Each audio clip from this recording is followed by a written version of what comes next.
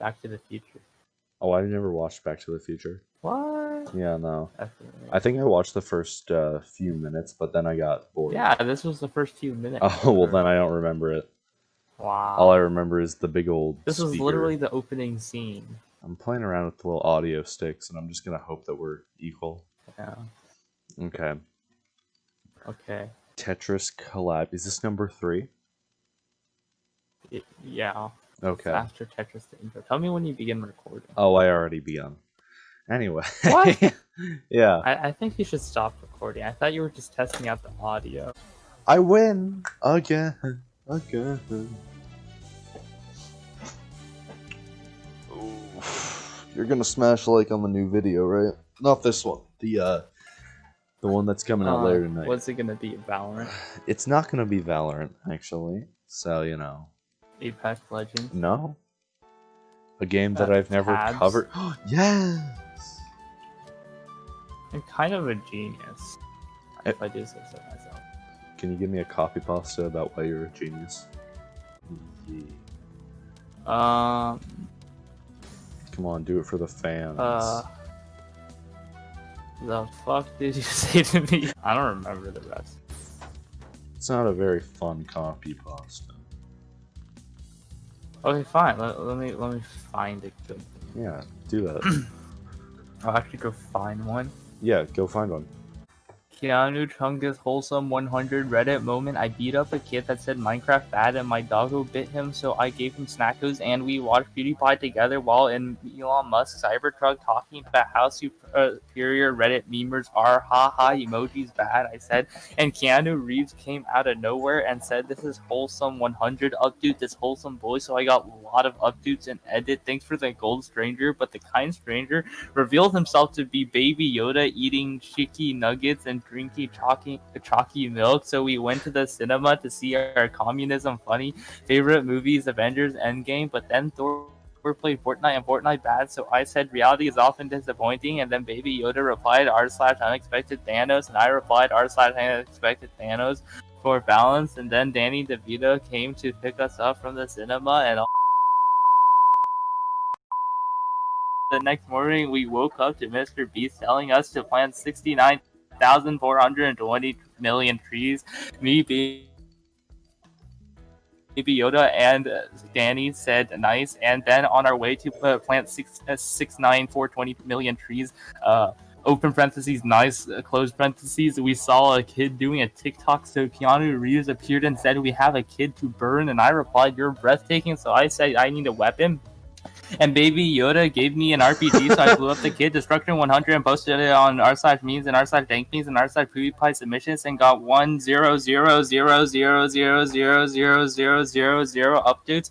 I'm sure Pews will give me a big pee-pee. Then we chat on emoji users and started dreaming about girls that will never like me, and posted a lie on r/teenagers about how I got a girlfriend after my doggo died by the hands of Fortnite players, so I exploited his death for updates, but I watched the sunset with the Bob Ross, Steve Irwin, Baby Yoda, and other artists that Reddit exploits them. Everyone liked that wholesome 100 Reddit 100. So I'm gonna do a little water ASMR.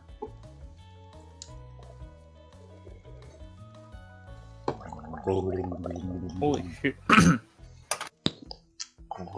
Oh, let me hear a Tetris copy pasta. Actually, my friend wrote this, I think. My hockey spin story. I learned hockey spin. I loved hockey spin. What is I a lived for hockey hockey spin? spin. Hockey spin was my first opener. It is on that fateful day that I saw Wumbo Ties, best Tetris player in the world, use the hockey spin. An elegant T-spin single to T-spin triple and finally a perfect clear, sending a whopping 20 lines in total. It was unbelievable. I immediately perused the comment section, praying it would hold the name of this mind-blowing technique. Hachi spin. Reading the name sent shivers down my spine. From that point onwards, I became enraptured with the hockey spin. I memorized the perfect clear continuations. I opened games with it whenever possible. I flexed on my friends, who could not even begin to comprehend even a fraction of this stacking phenomenon's magnificence. Hockey spin brought me joy. and I am sure that I brought joy to Hockey Spin. But then Garbocan underscore attacked. Garbocan underscore was famous for anti-Hockey Spin propaganda. What He the used his heck? Twitter as a means to berate Hockey Spin and its lovers. Reading his Twitter, I felt inferior. My mind was clouded with humiliation. My heart sank as I took in his intricately crafted insults. The opener that he constantly compared Hockey Spin to was Albatross. Albatross is Hockey Spin, but not trash, he would say. It opens with a T-spin double instead of a T-spin single, he would continue. There's absolutely no reason to use Hockey Spin over Albatross. For the first time in my life, I felt doubt towards the Hockey Spin. Could there really be an opener even more brilliant than Hockey Spin? The arguments he made seemed valid to the newbie player that I was, not to mention it was clear that Garbocan underscore was a great Tetris player himself, boasting a consistent 85 APM on J-Stress all the time, compared to the measly 40 APM player that I was. I reluctantly searched up the opener by the name of Albatross and tried it out. It was difficult. The starting pieces were similar, but they were arranged in almost the complete opposite way. I kept mixing them up. I was determined to become a better player. By this point, I had been entirely convinced that Albatross was the answer. Months passed. During these months, I did not use Hockey Spin a single time. Not only was I completely consumed by the Albatross, I was also taken over by the toxic mindset that Garbocan taught. I sneered upon Hockey Spin users and their puny T-spin singles. Their first attack was not able to harm me at all. It was clear that I was at an all-time low. However, holes started appearing in the seemingly perfect sculpture of the Albatross. Sometimes when I played against Hockey Spin users, they would be able to complete their PC even after I sent garbage Albatross to them. In addition, the late eyepiece would almost always beget a messy board and a wasted T. When I wonder what to do when the continuation of Greedbatross was not possible, Garbocan shared his answer. I just wasted T. The more I used Albatross, the more that these flaws became apparent, along with the subpar board state that Albatross brings most of the time, the copious amount of soft dropping needed to execute it, and the chance of a garbage hole ruining Albatross right at the start. I started to wonder if making the switch was worth it at all. The straw that broke through the camel's back was a player named Kirigo. Upon entering the sacred land of hashtag 70 to 100 in the Tetris matchmaking central Discord, I met Kirigo in-game for the first time. Kirigo was a Hockey Spin user. Old me would have scorned him in false superiority, but by then the brainwashing of the Albatross has already started to wear off. The game started. An SZO bag. Albatross and Hockey Spin were pit against each other. I cranked out the Albatross at my top speed of 3 pieces per second, while Kirigo set up his Hockey Spin, but with a twist. Kirigo delayed his first T-spin single by setting up the T-spin triple above it so he can execute both of them in quick succession. Before I realized what was happening, Kirigo received the amount of clean garbage I just sent. It was too late. The bar beside my board became filled with red. I stared at the screen in disbelief and denial. Surely this was a matter of luck. It was not. In the first 10 that we played, Kirigo full screened me with Hockey Spin another 11 times, setting the score to a whopping 12-0. I sank to my knees on the cold, grainy battlefield. The wind howled solemnly. Thunder crackled. The crunching of footsteps became louder, and Kirigo stood above me. Why don't you use the Hockey Spin? I lifted my head. Kirigo continued. I can see your potential in your play. I can also tell that you've once followed the same path as I. So why did you abandon the Hockey Spin? But, I stuttered. Albatross can send a T-spin double in the first bag instead of a T-spin single.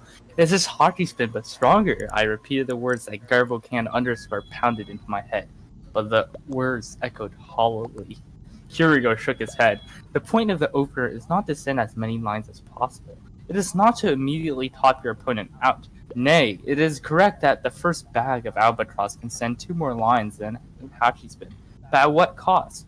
Albatross itself is a risk. It leaves you with a bad board state at almost every turn.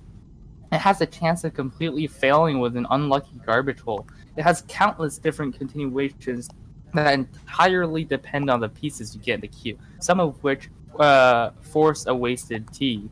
It rhymes with loss. Is there anything more I must say? Suddenly the clouds cleared, and a ray of sunlight pierced into my eye. It was true. In my pursuit of strength, a higher APM, I lost sight of the true purpose of the opener, to swiftly transition oneself to the mid-game. A single tear rolled down my left cheek, but that was no more. I joined a rehabilitation facility known as the Hachi Spin Fan Club and slowly started to build myself back up. My past still haunts me sometimes. I built Hachi Spin on the wrong side, or use the L piece when I should use the J piece, or continue the PC pattern incorrectly. But of course, I had to start somewhere.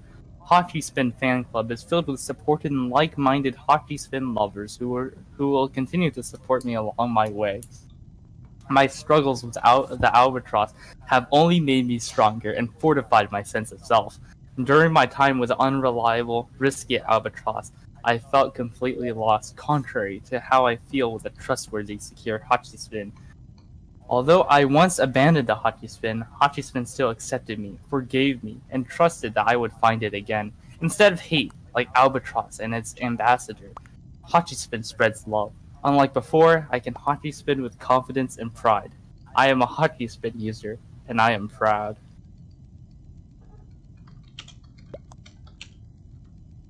I don't even remember how you do Hachi Spin. It's pink. I remember.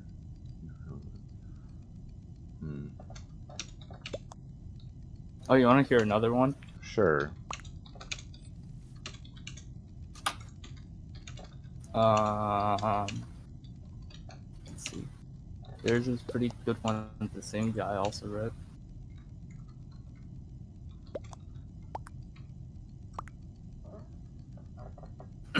Okay, this is even longer, I think.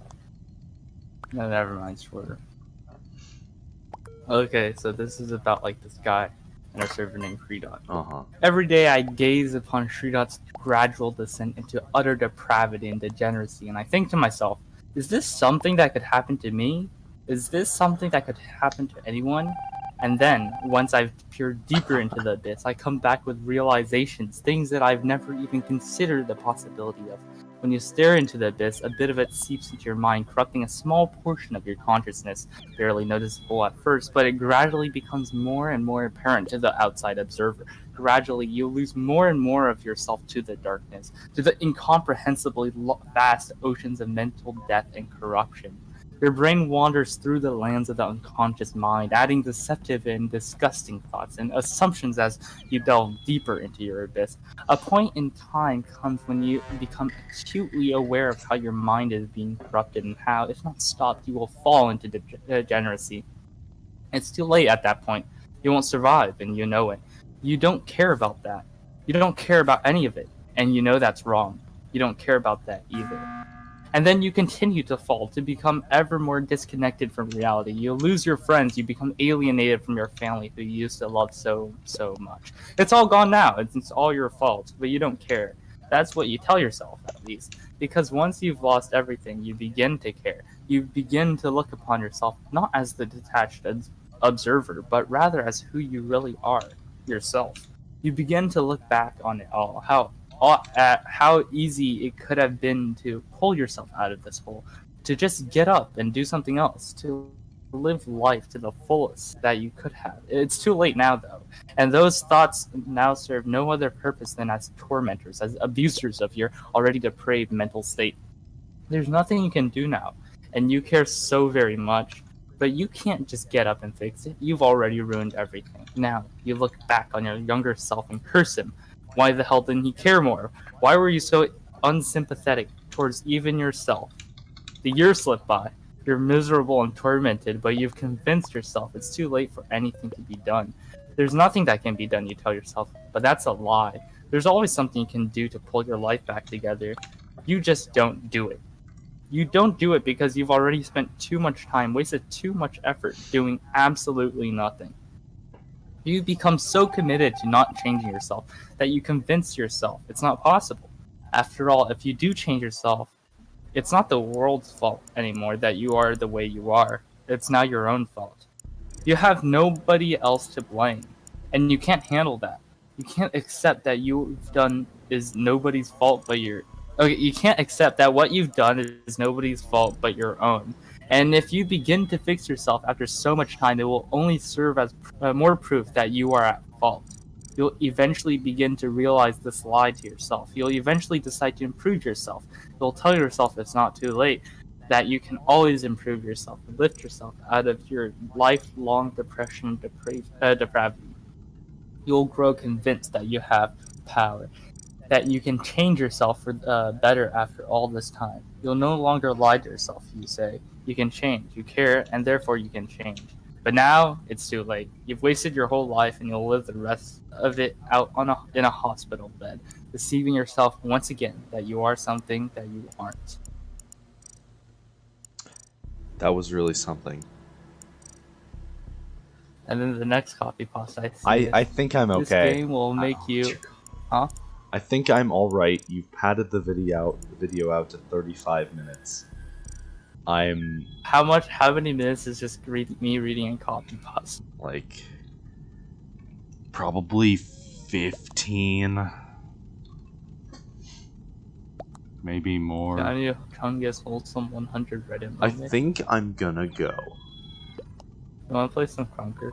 I'm playing Among Us right now, and either way I have to go and convince blonde guy to not become a breach main in Valorant. So, you know. You wanna play Among Us? Oh my god. Have we played together yet? No.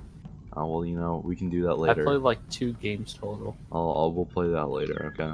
Right now I gotta go talk to supposed breach main. Why can't he be a breach main though? Because Breach is a gross character and I don't like him, and only my No, but if matter. he likes it, that's his decision. That's true. However, I decision. refuse to respect his decision. I think you I'm need to respect his decision. See you in the next I video. really think you should.